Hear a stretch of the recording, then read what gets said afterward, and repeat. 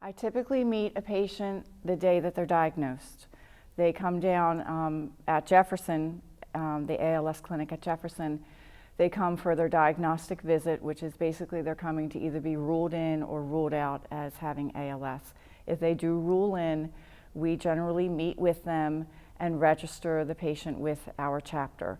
And when I say register them, we're by signing up with us, they'll be allowed to receive a lot of our supportive services that we provide as a chapter.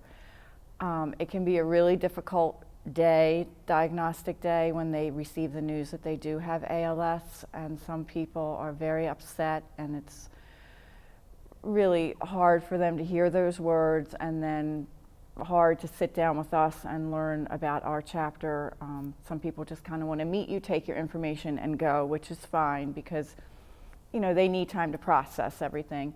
Others seem to take it a little bit better, and they really do want to sit down with us and hear about what we have to offer, and so you're never quite sure what you're going to get. Some people leave and don't want to meet with us at all, which is fine. We usually follow up with them later on.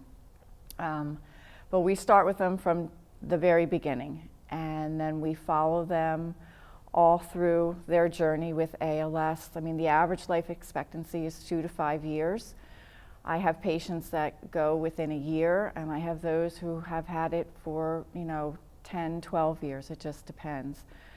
You can't get really close with every single patient that you have because we do have so many, but certainly there are those that I do get real tight with, and you form a bond with them, and you just really care a lot about them, and that's wonderful in so many ways, but it's hard too, because as time goes on, we can see the progression of the disease and the toll that it's taking on the patient and their family members, and it's hard to watch them go through that.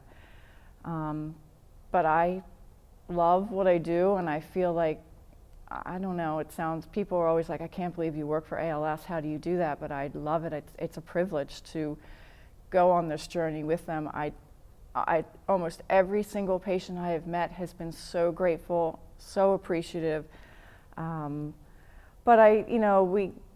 we're there to support them through the whole process. We're there, we provide services to them. We provide in-home care services. We provide equipment for them to use in the home. We provide accessibility services, stair glides, ramping.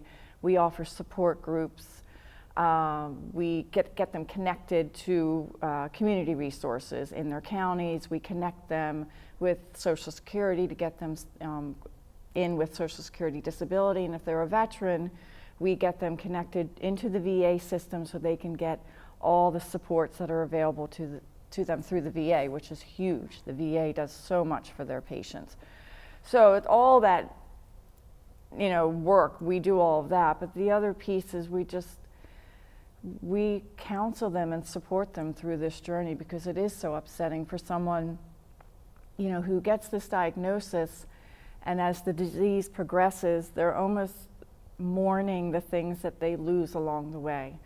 Especially, I'm not saying not everybody, but many of our younger patients are married, they're working, they have young children, and now this happens to them. We walk through that process of having to let go of things and give up things because they physically can't do it anymore, and it's really hard, and it's hard for their families to see the changes. It's hard for the children to see their mom or dad not be able to do things anymore, so we support them through that whole process. And it's hard to say everything that we do because it's so much, and I just do it because it's just what I do, but it's just a journey. A journey is the best word for it, and it's a loss of things over time. A mourning and grieving begins before the person even passes away because they lose so much along the way. But we do our very best to help them, try to make things easier for them, or as easy as possible for them, and just be there for them in every sense of the word.